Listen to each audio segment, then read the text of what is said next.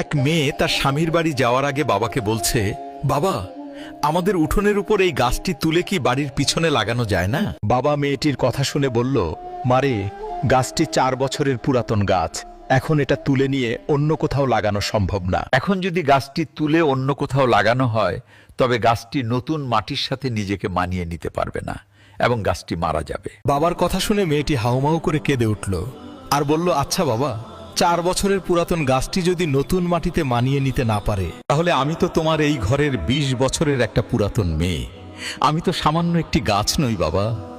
তাহলে তুমিই বলো, আমি কিভাবে অন্য একটি নতুন বাড়িতে গিয়ে নিজেকে সম্পূর্ণ মানিয়ে নিব আর কিভাবে নিজেকে সম্পূর্ণ বাঁচিয়ে রাখবো বাবা?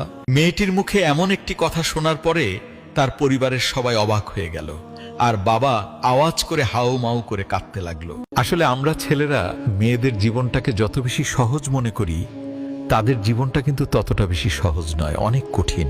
তাই আমি এই পৃথিবীর সমস্ত ছেলেদেরকে বলবো, আপনারা দয়া করে মেয়েদেরকে মন থেকে সম্মান করতে শিখুন এবং তাদেরকে ভালোবাসুন।